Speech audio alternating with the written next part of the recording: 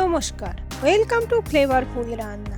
আজ আমি শীতকালের দুটো জিনিস কেক আর অরেঞ্জের মেলবন্ধন ঘটিয়ে বানিয়েছি অরেঞ্জ কেক। এতে কোনো এসেন্স কিংবা ডিম ব্যবহার করা হয়নি। এর জন্য আমি একটা অরেঞ্জ খোসা ছাড়িয়ে নিয়েছি।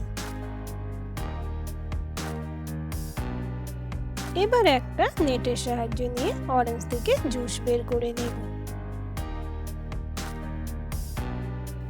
এইভাবে খুব সহজে অরেঞ্জ জুস করে নেওয়া যায়। একটা অরেঞ্জ থেকে আমার এতটা জুস হয়েছে।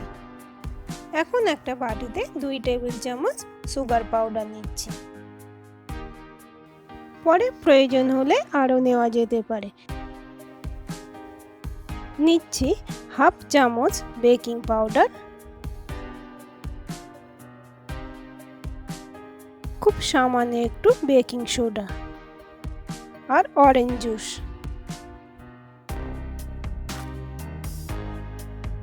এবারে সবকিছু ভালো করে মিশিয়ে নেব।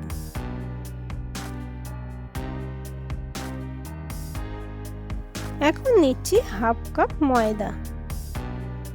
পরে প্রয়োজন হলে আবার নেব, কেননা একটা অরেঞ্জে কতটা জুস হবে তার উপরেই নির্ভর করছে কতটা ময়দা বা চিনি লাগবে। ব্যাটারটা অনেকটা পাতলা হয়েছে, আর একটু ময়দা লাগবে। 1 চামচ ময়দা দিলাম। ভালো করে মিশিয়ে নেব। এখন দিচ্ছি 3 টেবিল চামচ সাদা তেল, দিয়ে আবার ভালো করে হুইস্ক করে নেব। একটু টেস্ট করে দেখে নেব চিনির প্রয়োজন আছে কিনা। আর একটু চিনি লাগবে, 1 চামচ চিনি দিয়ে দিলাম। অরেঞ্জের জুস কতটা দিচ্ছি তার উপরেই নির্ভর করবে কতটা ময়দা বা চিনি লাগবে। ওই জন্য নির্দিষ্ট করে আগে থেকে পরিমাণটা বলা সম্ভব নয়। 15-20 মিনিট ধরে খুব ভালো করে হুইস্ক করে নিতে হবে। ব্যাটারটা অনেকটা ফ্লুফি হয়ে উঠবে আর বাবলস দেখা দেবে, তখনই বুঝবো যে batter ready. Cake batter ready. এরকম একটা টিফিন বক্স নিয়েছি।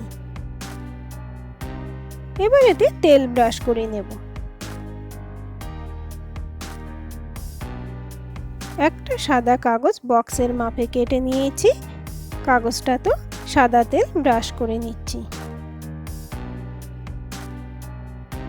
এবার কেকের ব্যাটারটা মোল্ড বা টিফিন বক্সে ঢেলে দেব।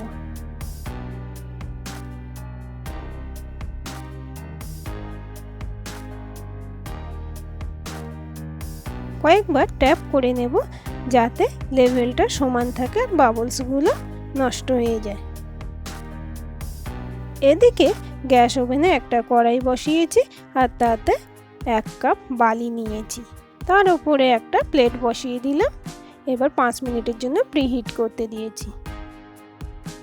প্রিহিট করার পর কেক মোল্ড ভিতরে বসিয়ে দেব আর ঢাকা দিয়ে 40 মিনিটের জন্য এটা বেক হতে দেব। এবার ঢাকনা খুলে চেক করে নেব কেক হয়েছে কিনা।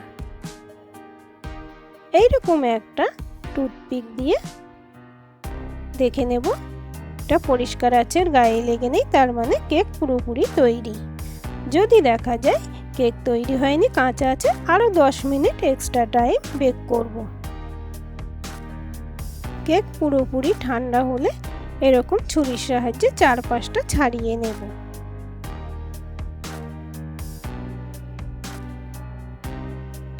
তারপরে এটা ডিমোল্ড করব। কাগজটা উপর থেকে তুলে ফেলে দেব।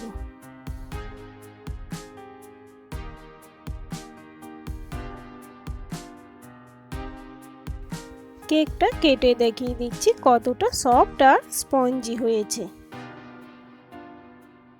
আপনারাও এইভাবে বানিয়ে নিন, দেখবেন বাড়িতে তৈরি কেকের মজাই আলাদা।